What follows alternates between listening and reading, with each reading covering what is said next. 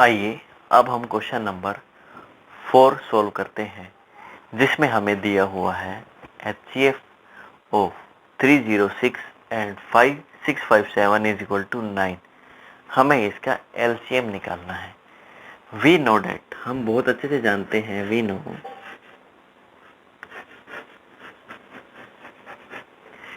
LCM into HCF is equals to product of two numbers, या हम कह सकते हैं 1 into 2। अगर हम इसको सोल्व करते हैं 306 into 657 डिवाइड बाय, आपके पास HCF दिया गया है LCM into 9 is equal to, अगर हमें LCM निकालना है तो हम निकाल सकते हैं 306 into 657 बाय 9। हम इसको पहले 3 से कट करेंगे, 3 1 जा 3, अब इसको 3 से करेंगे 219 102 into 219 इन 328। तो प्यारे बच्चों, इसी के साथ आपका क्वेश्चन नंबर 4 सोल्व होता है। उम्मीद है आपको बहुत अच्छे से समझ आ रहा होगा। Thank you. प्यारे बच्चों, क्वेश्चन नंबर 5 की तरफ आगे बढ़ते हैं। ये पूछ रहा है कि क्या 6 की पावर n, n मतलब कोई भी नेचुरल नंबर, अगर हम 6 की कितनी भी पावर कर दें तो क्या वो कभी 0 से एंड हो सकती है। तो ये बड़ा ही आसान और समझने वाला क्वेश्चन है। मैं आपको एक एग्जांपल देता हूँ। सबसे पहले हम इसको एक एग्जांपल से करेंगे। 6 की पावर 1 अगर करते हैं तो आंसर आएगा आपका 6। 6 की पावर 2 करते हैं तो 6 6 या 36, आंसर आएगा 6। 6 की पावर 3 करते हैं तो यूनिट डिजिट, मैं आपके पास यूनिट डिजिट की बात कर रहा हूँ कि 6 की कितनी भी पावर कर लो, यूनिट डिजिट हमेशा ही 6 आएगा। 6 की पावर n, एनी नंबर 6 की पावर अगर आप 1000 भी लिख देंगे तो भी यूनिट डिजिट 6 ही आएगा। तो इसका मतलब कि 6 की पावर कितनी भी कर दो 0 नहीं आ सकता। तो अकॉर्डिंग टू क्वेश्चन, अगर हम इसको सोल्व करें, आपने ये नहीं लिखना है, ये मैंने सिर्फ आपको एक एग्जांपल दिया था समझाने के लिए। तो आप जानते हैं, वी नो डैट, कि 0 यूनिट डिजिट 0 होने के लिए हमें एंड में 10 चाहिए। और 10 कैसे बनेगा? 2 into 5 करके बनेगा। ओके, तो अब क्या 6 की पावर कभी भी 5 तक पहुंच सकती है? यानी कि 6 की पावर जितनी भी कर दो, ना तो वो 2 आ सकती और ना ही कभी 5 आ सकती। अगर हम 6 की पावर 6 भी लेंगे तो 6 की पावर 2 तो आ गई, लेकिन यहाँ पर 3 आ गई, तो 5 तो नहीं आया। तो इसलिए हम कह सकते हैं कि 4 unit digit 0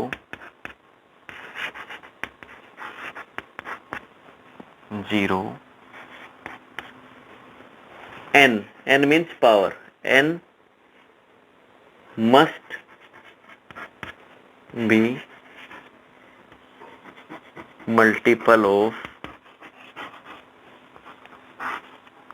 2 into 5, and we observed, we can see that no power of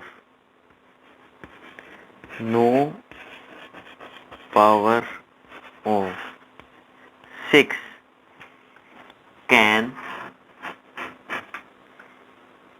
make this end with 0. Hence 6n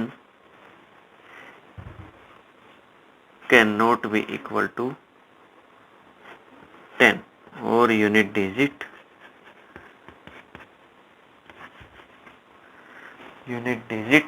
0.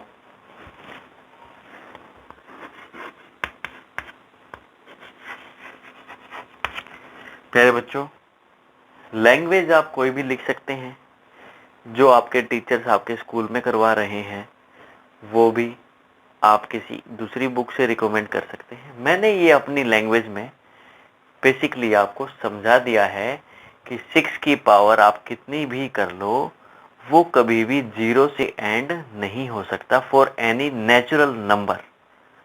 ठीक है बच्चों, तो अब हम क्वेश्चन नंबर 6 की तरफ आगे बढ़ते हैं। हाँ जी, तो क्वेश्चन नंबर अब 6 सोल्व करते हैं, जो बड़ा ही आसान सा क्वेश्चन है। यहाँ पर ये पूछ रहा है कि ये 2 टर्म्स दी हुई है आपको, तो ये पूछ रहा है आपसे कि कंपोजिट नंबर है, कैसे है कंपोजिट नंबर। तो मैं आपको बता दूं कि there are 2 types of number. There are 2 types of number. कौन कौन से बच्चों? प्राइम नंबर और composite number.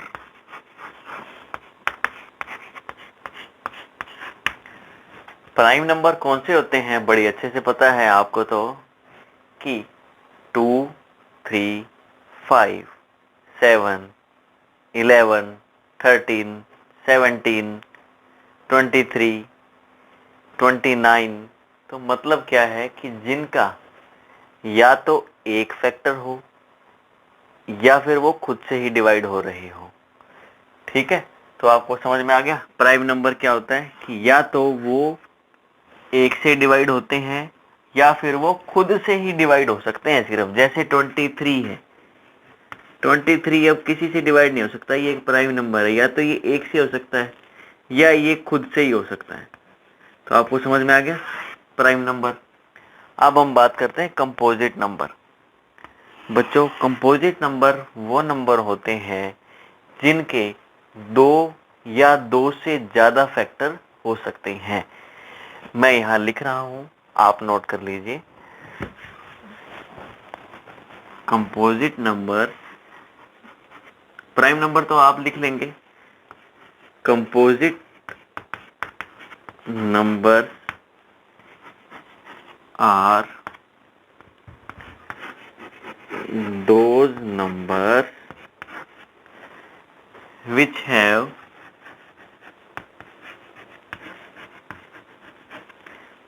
two and more than 2 factors।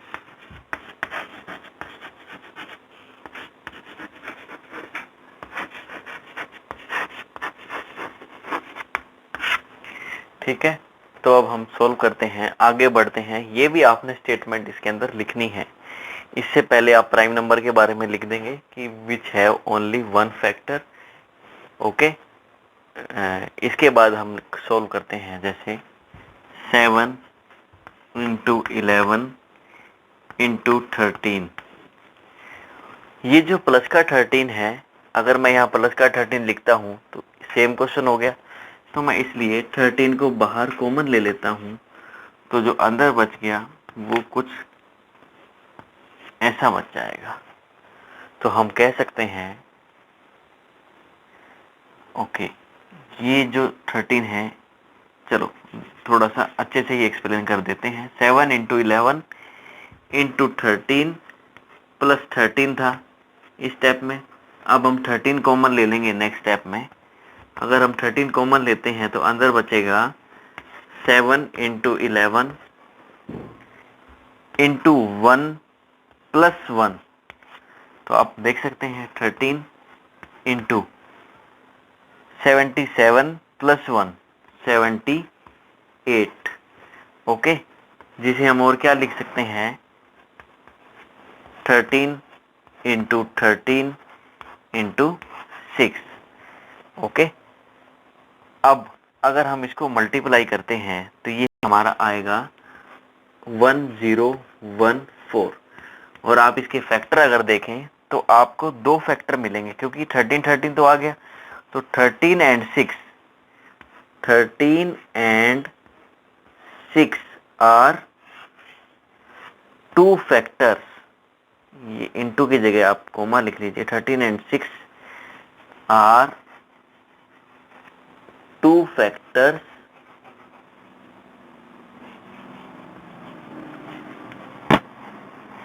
Of this number, of this expression लिखेंगे। इसके बाद मैं यहां लिख रहा हूं, of this expression.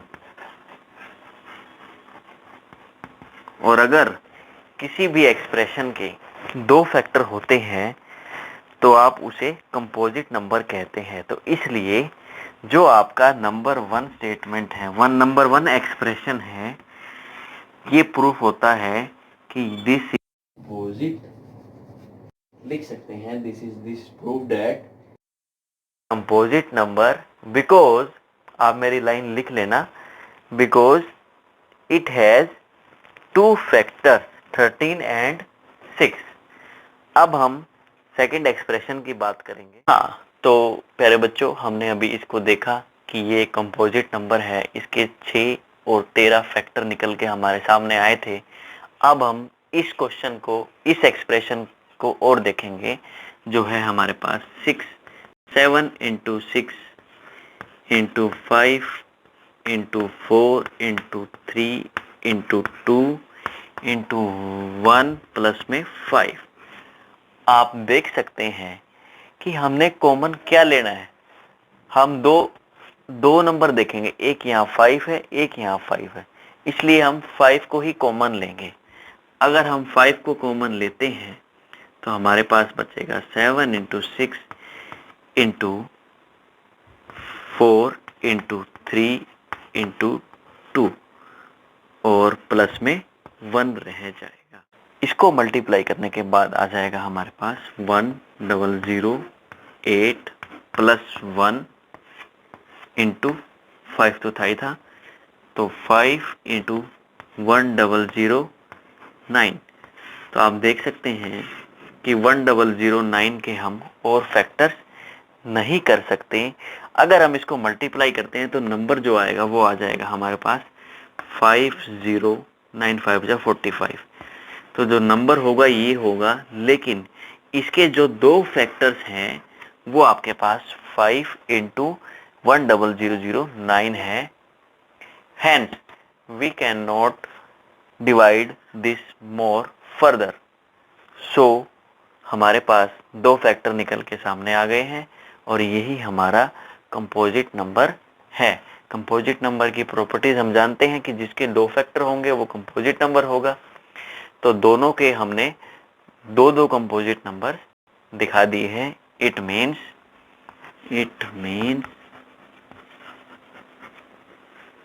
both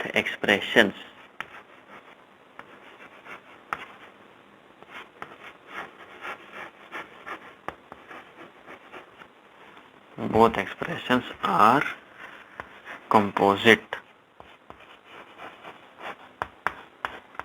numbers।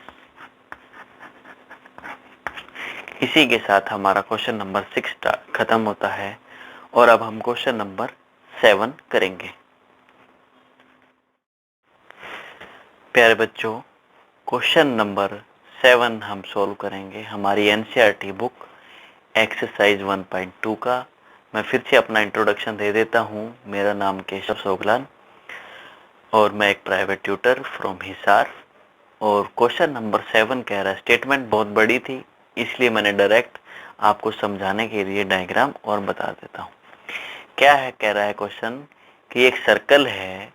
Circle मतलब एक पाथ है, सर्कुलर पाथ, जहां सोनिया और रवि को रनिंग करनी है, रेस करनी है।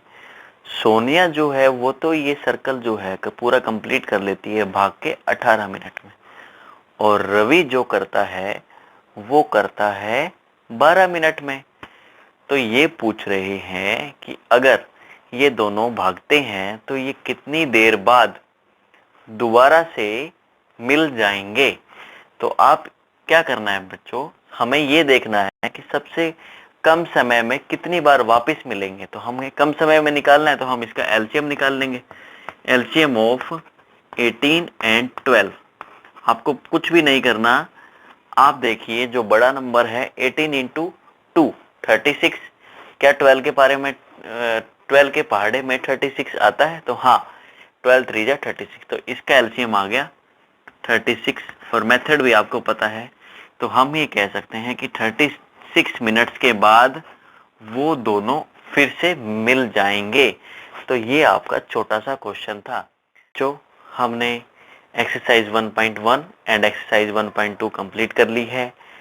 मैं ये उम्मीद करता हूँ कि आपको बहुत अच्छे से समझ आया होगा, और अगर कोई प्रॉब्लम है तो आप हमें कमेंट करें, और कोई क्वेरी है तो आप हमें फ़ोन कर सकते हैं, और हमारे चैनल को सब्सक्राइब और शेयर करें। Thank you.